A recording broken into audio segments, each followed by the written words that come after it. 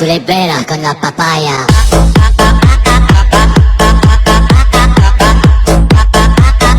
No digáis nada, no se entendería.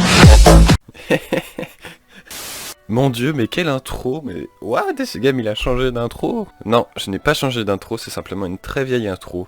Et pourquoi cette très vieille intro? Car aujourd'hui nous sommes là pour voir les références, les easter eggs cachés dans mes animations. Dans cette vidéo, on va en voir pas mal que je vais expliquer, un peu essayer de vous montrer. Mais il y en a aussi que j'ai décidé de pas vous montrer. Par conséquent, je vous invite après la vidéo d'aller re-regarder mes animations pour pouvoir voir les petits trucs cachés. Commençons avec ma première animation qui était Assassin et Templier. Alors la référence que beaucoup de gens ont remarqué. Frigiel dans cette foule d'enfants. Je crois que maintenant j'ai compris qu'il y avait Frigiel dans la foule d'enfants, c'est bon. Toujours dans la même animation, on a ici le décès caché, regardez bien. Voilà, le décès est caché ici. Et il est aussi caché un peu plus loin dans l'animation, voilà à ce moment-là. Alors, ce qui se passe, c'est que dans quasiment toutes mes animations, j'ai caché le décès. Oui, si vous regardez dans toutes mes animations, le décès est caché. De toute manière, vous allez bien le voir. Passons à Fufu et le cochon perdu.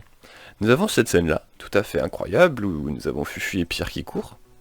Mais observez bien la ville, car si on prend cette scène-là de Nuit à l'hôtel où il y a la voiture qui roule, observez bien la ville, on dirait quand même la même, hein. Et observez bien cette scène de placement de produits. Et observez bien la ville, on dirait quand même la même. C'est fou ça. Et bah, tout simplement parce que cette ville, c'est Messoir. Les trois animations se sont passées dans la même ville. Mon dieu, comment c'est possible? Alors comment tout ça c'est possible? C'est tout simplement parce que les animations se passent dans le même univers. Ensuite, nous avons ici le décès qui est caché. Bon, on a aussi un petit JP en passant, voilà. Mais on a surtout le décès qui est caché. Plus loin, alors ça c'est un gros... C'est pas une easter egg, c'est pas une référence, c'est un caca. Vous pouvez constater ce cochon, observez bien le cochon. Et bah la scène juste après, le cochon, c'est plus le même cochon. Mais c'est pas grave. Ensuite, à la scène de discussion de Pierre et Fufu, nous avons le barman qui, comme vous pouvez le constater à droite, les écoutait dès le début. Ensuite c'est caché. Et quand il est revenu, le barman il a dit Et vous ai entendu parler. Tu m'étonnes qu'il les ait entendus parler, en même temps qu'il les espionnait comme un gros porc. Pour finir sur Fufu, je vais vous parler de la scène finale car je ne pense pas que tout le monde l'ait vue. Dans cette scène finale, nous pouvons admirer que Nox est encore en vie. Bah toi, tu es mort. Et c'est pour ça que dans Jean-Pierre le Grand, Nox revient.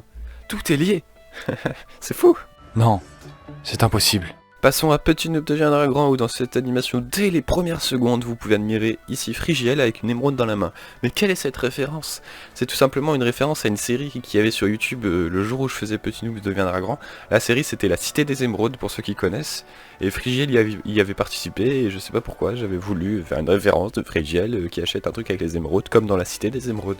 Nous avons aussi le droit, dès le début, pendant les explications, au petit décès. Voilà, j'espère que vous l'avez vu quand même, parce que... Ensuite, lors de la salle de réunion, nous avons un petit texte très intelligent sur le livre du modo président. Si on continue plus loin et qu'on arrive à la fin où ils ont sauvé le monde, vous pouvez admirer pendant la discussion la petite tête de Ogrest Kilby à gauche, parce que Petit Noob deviendra grand se passe après Fufu et le cochon perdu. Vous ne passerez. Passons à la petite scène finale où, mon dieu, nous avons JP méchant. Mais qu'est-ce que c'est que ce délire? Qu'est-ce que JP fait méchant? Eh bien tout simplement parce que ça annonçait ce qui s'est passé à la fin de Jean-Pierre le Grand quand JP est arrivé dans le Nether. Il s'est tout simplement fait recruter par Herobrine et est devenu méchant. Car oui, Jean-Pierre le Grand se passe avant Petit Noob deviendra grand. Mon dieu, mais là, votre cerveau explose, vous comprenez pas, ça se passe là, ça, what? Eh bien tout simplement, il y a plein de choses dans chaque animation qui réfèrent à d'autres animations, c'est le même univers, c'est le même tout ce que vous voulez. Et si même vous voulez vous amuser, vous pouvez carrément créer les arbres généalogiques, je crois qu'on appelle ça comme ça, des familles des animations. Car vous verrez que c'est quand même assez ouf ce qu'on a fait. On a un peu fumé. Vous croyez-vous à ce qu'il raconte? Ensuite, si on veut passer à Une nuit à l'hôtel, nous pouvons constater que quand les policiers arrivent, nous avons le petit JP en fond. Cette référence a été remarquée par quelques personnes, et d'ailleurs, je vous affiche un petit screen d'une théorie assez marrante. Car ce petit JP, effectivement, il est derrière, caché, et là, à la fin de l'animation, mon dieu! C'est encore le méchant. Ça veut dire que Jean-Pierre est devenu un méchant? Oh là là! Tu te verras bannir à jamais. Nous pouvons admirer qu'au moment de l'enterrement, nous avons le petit décès caché, mais là nous avons carrément le petit baboon, nous avons aussi le petit Kozotich, le petit Stargame 2, nous avons aussi le petit assassin là sur l'arbre et le petit Squeezie Templier qui est caché là-bas, voilà. La scène finale de Une nuit à l'hôtel, je ne pense pas que beaucoup l'ont vue comparée à d'autres scènes finales d'animation, mais elle est extrêmement importante. Nous pouvons constater une tombe avec marqué Fufu Jumper, Paul Jumper, Kozotich Jumper et George Jumper. George Jumper, c'est le personnage de l'animation qui est mort. Par conséquent, vu qu'il est mort, l'animation s'est passée en 1680, l'année de la mort de George Jumper. On peut constater que le père à George Jumper, c'est Kozotich Jumper. Kozotich, qu'on a déjà vu dans une autre animation. Et que le père de Kozotich, c'est Paul, qu'on a aussi vu dans une autre animation. Et le père de Paul, c'est Fufu, qu'on a aussi vu dans une autre animation. Mais, mon Dieu! Vous inquiétez pas, à la fin de la vidéo, je vous laisserai comprendre toutes ces références. Passons à Amir J'ai cherché, où nous pourrons constater là, hop, sur le mur à droite, un petit tag avec marqué Amir. Ensuite, si nous avançons dans l'animation, nous avons le petit gars qui se balade, et là, oh mon Dieu, Finn et DC Game, bah le petit DC, voilà, caché, qui passe. Mais serait-ce le Finn qu'on a vu dans l'animation Star Wars? Oh En parlant de l'animation Star Wars, nous avons le petit DC qui est extrêmement bien caché, voilà, paf, DC Game et Kylo Ren. Mon Dieu, ça veut dire que le personnage de DC Game a été Kylo Ren pendant sa vie. Passons à mon petit chef-d'œuvre qui est Jean-Pierre le Grand, où nous pouvons admirer pendant cette bataille le petit Jean-Pierre, là qui combat, le petit Jeb, vous savez qui c'est Jeb, et le petit Noobi, ici. Qui sont ces personnes? Qui sont Jeb et Noobi? Jeb et Noobi font partie des rois du pays, comme Pierre et Peggy. Chacun de ces personnages, c'est des rois. Parce que Pierre, c'est le roi de Massieutre, Peggy, le roi d'Unicia, Jean-Pierre, le roi de Westerlo, je crois. J'espère que je ne me trompe pas. Si on avance dans l'animation et on arrive au moment des choix des personnes qui vont au mur, nous pouvons admirer une référence que là, vous ne pouvez pas comprendre si vous ne connaissez pas. Mais admirez ce petit vieux là, à droite, à gauche. Vous pouvez voir qu'il tombe, et que quand il tombe, il y a un petit arc qui tombe du coffre. Là vous dites, mais ouah, t'es parti loin dans tes références toi. Alors tout simplement, c'est que une animation qui est toujours pas sortie, qui va sortir, le temple du Creeper. Dans le scénario de base, le scénario écrit, nous avons ce vieux là, mais nous avons aussi un arc, qui est un arc de lumière qui est mis en jeu. C'est pour ça qu'il y a cette référence, mais réellement, dans l'animation, vous ne verrez pas l'arc de lumière, mais vous verrez le vieux parce que faut bien les adapter. On a le scénario global, et moi je l'adapte en animation, voilà. Pendant la préparation de l'attaque, nous avons aussi, à cet instant, Zilla, le personnage de Zilla qui ferme la porte. Zilla qui est la sœur de DC Game dans les animations. Zilla aurait vécu chez Jean-Pierre? Mon Dieu. Nous avons aussi là une petite blague à Marvel, car le petit vieux c'est le skin de Stan Lee, du coup le caméo de Stan Lee, haha c'est drôle. Alors à la fin de l'animation nous avons une scène finale, mais vraiment il y a beaucoup d'éléments dans cette scène finale. Déjà premièrement nous avons Jean-Pierre qui va dans le Nether. Ensuite nous avons un décalage d'un musée, comme si chacune des animations avait été exposée, car si vous regardez au fond les portraits sont les autres animations. Nous avons aussi le personnage de George Jumper qui est là, mais what? Il y a aussi le petit lapin là au fond, vous le voyez, il saute. Et ça c'est tout simplement une référence à une de mes animations qui est Mob, où j'ai inventé cette super danse. Mais si on avance dans la scène finale, nous avons aussi une petite révélation. Hé George, je t'ai trouvé un job dans un hôtel pour l'été, viens voir. Voilà, nous avons le petit personnage de Purple Guys, pour ceux qui connaissent FNAF, qui vient parler à George et qui lui dit « J'ai trouvé un job dans un hôtel pour l'été, viens voir ». Est-ce que ce job, pour l'été, ça serait pas une nuit à l'hôtel, par hasard? Juste comme ça. Maintenant, nous allons nous attaquer à placement de produits. Alors cette animation, c'est bien celle où j'ai fait beaucoup de références à moi-même. Si vous regardez, dès le début, paf, vous voyez le petit Squeezie, il descend son téléphone, oh mon dieu, c'est mon icône. Ensuite, nous avons aussi plein de scènes dans le bureau où il y a mon icône qui remplace les feuilles, voilà. Nous avons encore mon icône qui remplace les feuilles, encore mon icône qui remplace les feuilles, toujours mon icône qui remplace les feuilles, c'est assez fou. Si on avance au moment de la maison, nous avons sur la table toutes mes miniatures, voilà, c'est fou, c'est incroyable, ces références. Et à la fin, nous avons le DC caché. Ou ça, j'espère, et je pense pas que les gens l'ont vu, parce que sinon vous êtes vraiment des champions. Regardez, avançons la vidéo vraiment tout doucement. Quand la voiture passe, oh mon dieu, c'est DC qui la conduit. Oui, et si on la met à vitesse normale, on peut quasiment pas le voir. Le labyrinthe.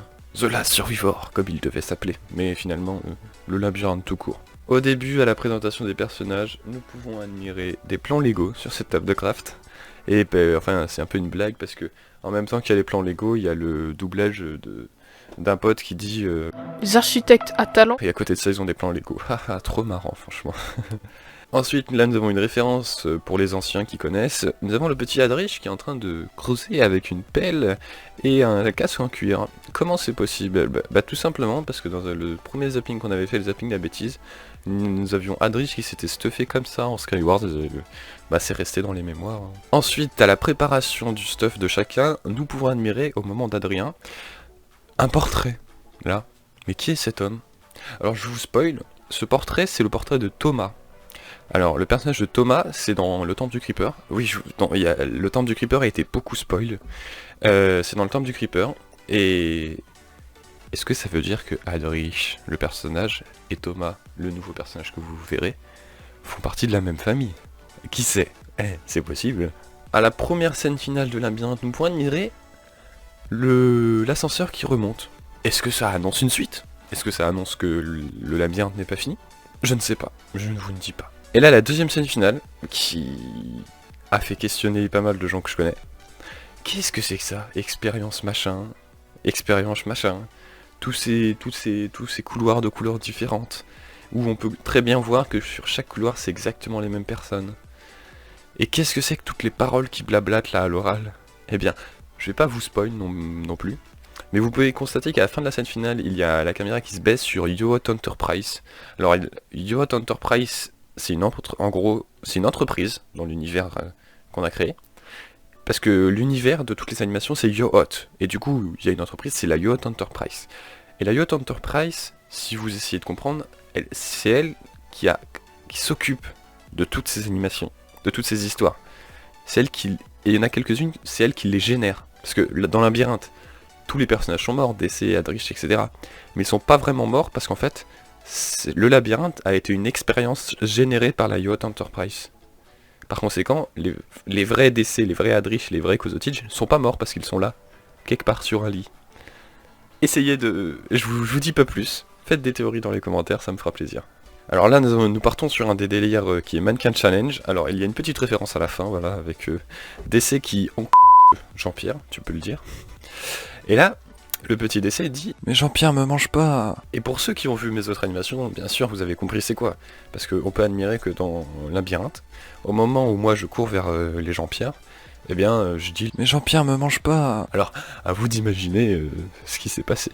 Ailleurs, encore de Amir, un an après le vrai clip, nous avons dès le début, paf, les références, nous avons une armoire qui a à peine dans chaque casier toutes mes animations. Ensuite, au moment de DC qui rentre dans la classe, nous pouvons admirer, regardez cet homme à droite, eh bien regardez ce qu'il fait avec son bras, il tape sur la table, et bien c'est une petite référence à TK78, voilà, je vous mets l'extrait, c'est très drôle. Ensuite, quand nous voyons le DC sur son petit ordinateur, vous pouvez constater que sur le PC, DC Game est en train de faire l'animation dans laquelle il est. C'est fou.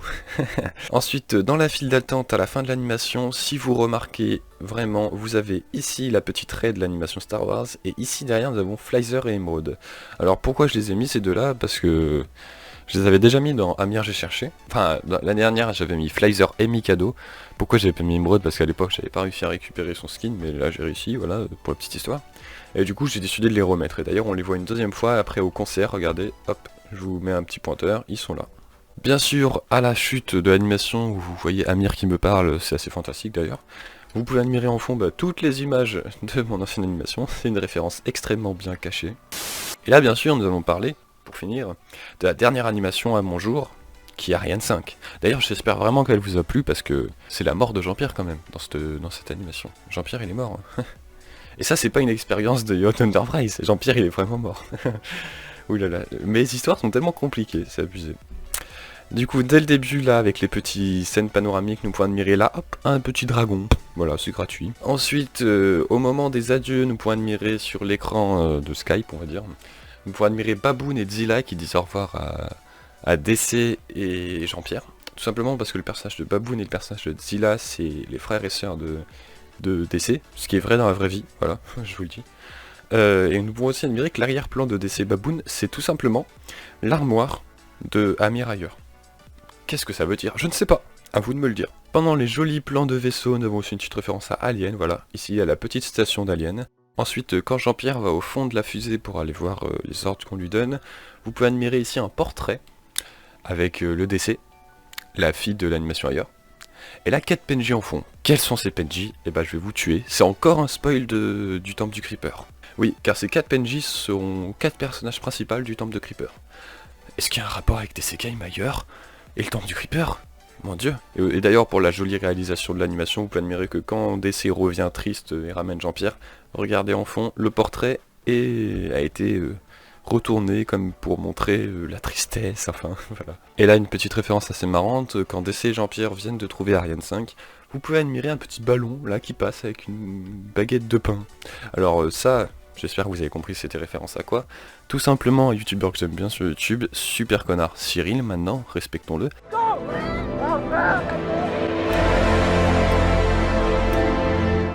Qui a envoyé une baguette dans l'espace il y a un petit moment, et voilà, vu que j'ai fait une animation d'espace, j'ai voulu faire une référence, c'est marrant. Pour les connaisseurs de mes animations, vous pouvez voir qu'à la fin, Jean-Pierre Legrand redevient humain, ce qui peut faire croire qu'il a survécu. On peut avoir ce petit espoir, parce que dans Jean-Pierre Legrand, Jean-Pierre était humain, mais il a été infecté par voilà, il a été infecté, et il est devenu zombard. Ensuite, à la fin, quand le docteur vient annoncer la mauvaise nouvelle à DC Game, vous pouvez quand même remarquer que ce docteur-là, c'est exactement le même docteur qui avait soigné Jean-Pierre Legrand dans Jean-Pierre Legrand. C'est fou.